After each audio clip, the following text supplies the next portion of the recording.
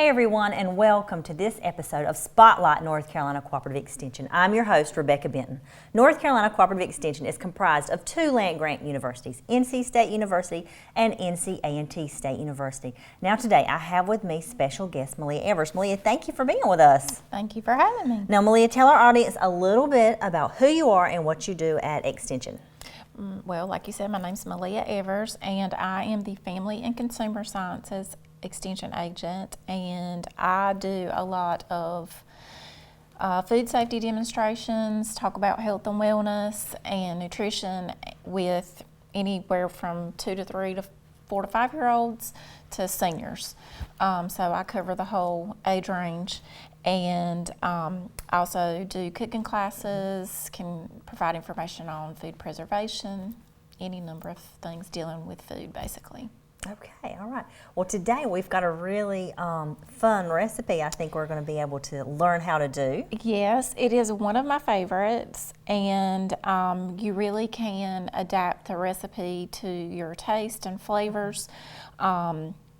It's one of my favorite savory pies to make. So tell us, what are we making today? We are making a chicken and broccoli quiche. So not a lot of people have really had quiche when I talk about making quiche, because it's like I said, one of my favorite dishes. And basically it's just, like I said, a savory pie. So it has eggs and cheese and any other magical filling that you would like to put in it. So sounds like with the eggs and cheese, it's already got some protein, some calcium in there. Yes. So like I said, it is a very filling pie, and if you put your meat and vegetables in it, it can be like a one meal supper or lunch. Or brunch, one dish meal. Okay.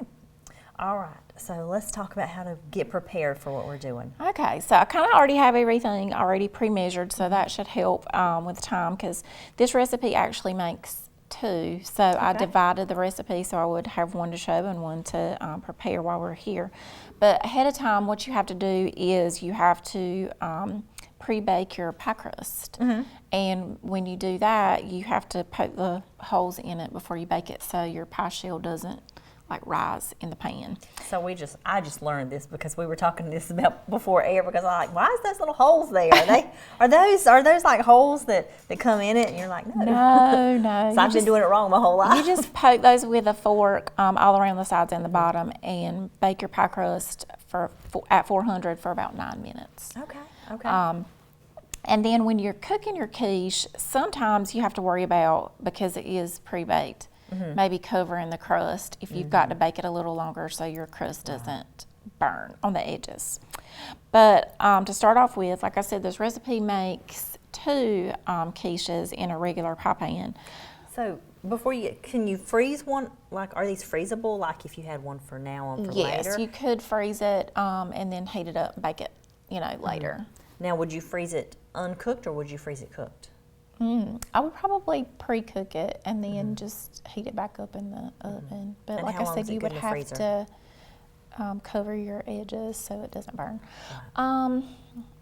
The shorter amount of time that it's in there, probably the better. But I would say at least 6 months you could probably keep it. But most things you can keep in the freezer for about a year, and they're okay. But after the longer it's in there, kind of the less quality you have in the product.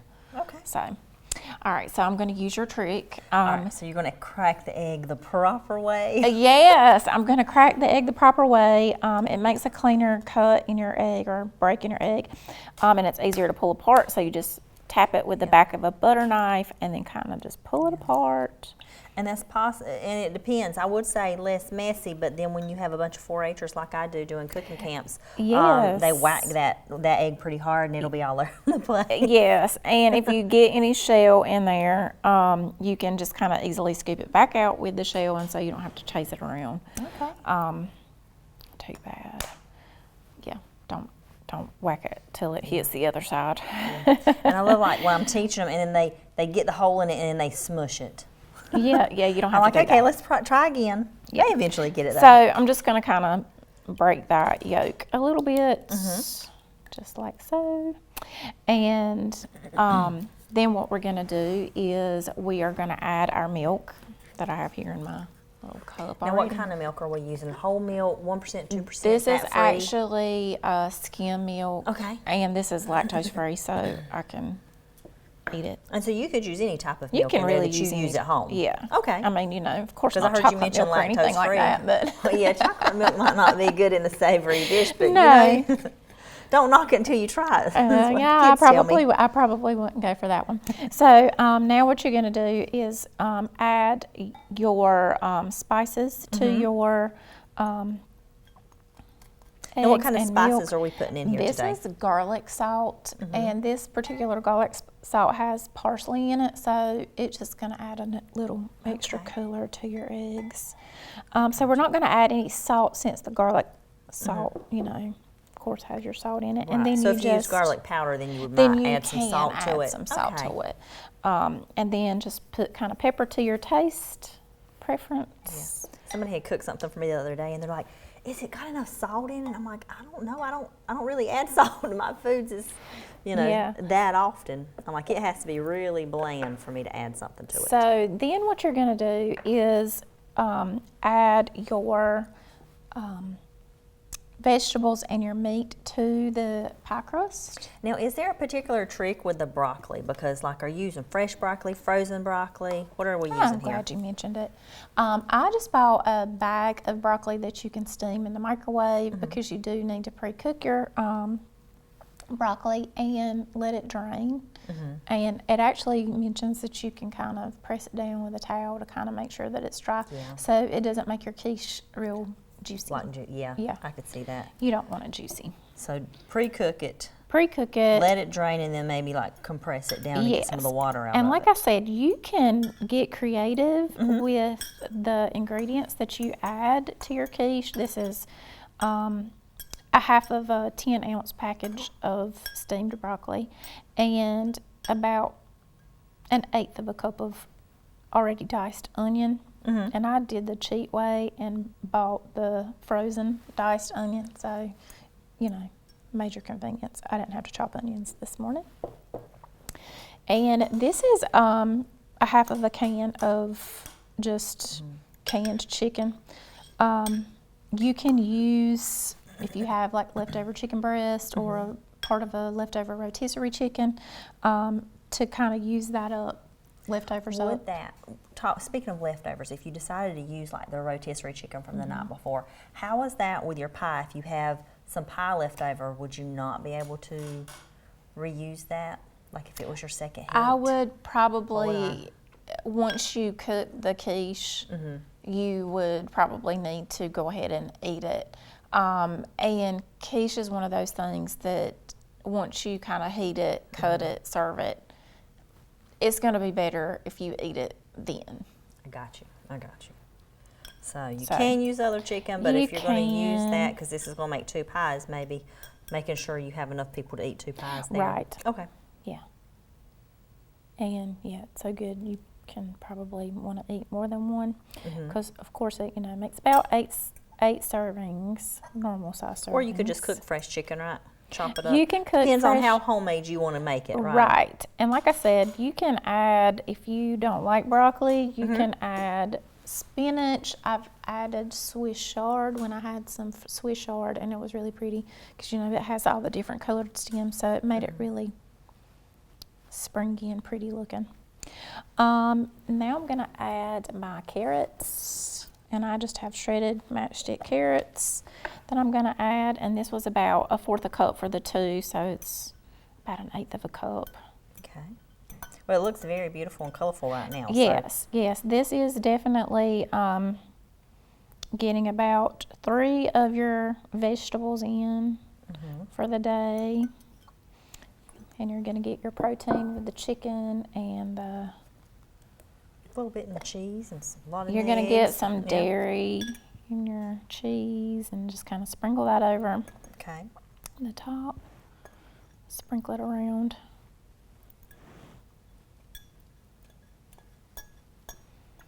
And then the last thing you do is pour your egg and milk mixture over the top of your quiche.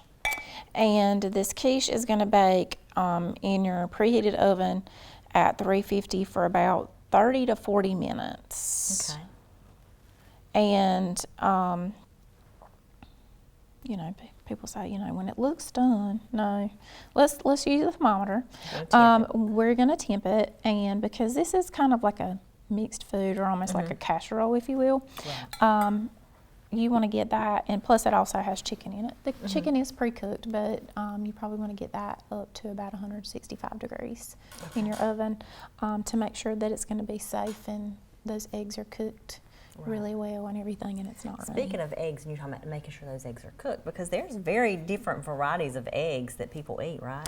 Yeah, some people eat. So let's talk about the safety of that, because I go out to eat, I might have one. I think now I'm not the best person in the world because I do like my yolk kind of runny. Yeah. But so with doing that, though, I do understand that I run the risk of getting some kind of foodborne illness from that. Right. One kind of way to go around that, and a lot of nursing homes will actually serve their patients, because they are high risk, pasteurized eggs. So those have been kind of heat treated so that it makes them a little safer to eat if you're going to eat them runny or almost raw. So pasteurizing process is just heating them up safely, but still where they are not kills cooked in the shell, bacteria, but not cooked in the shell. Okay. Right.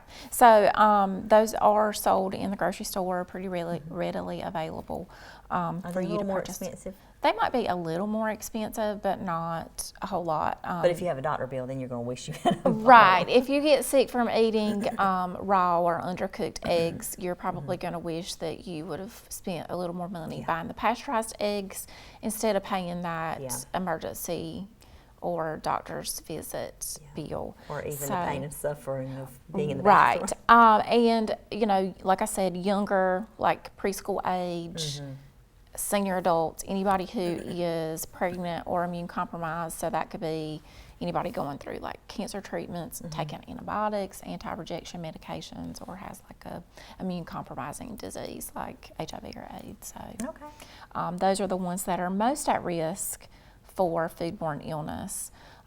So they're going to want to be extra careful, and $10 in a digital thermometer can save yourself from getting sick and save yourself from paying that doctor bill, hopefully, if you're cooking food at home, because you don't want to just rely on how things look.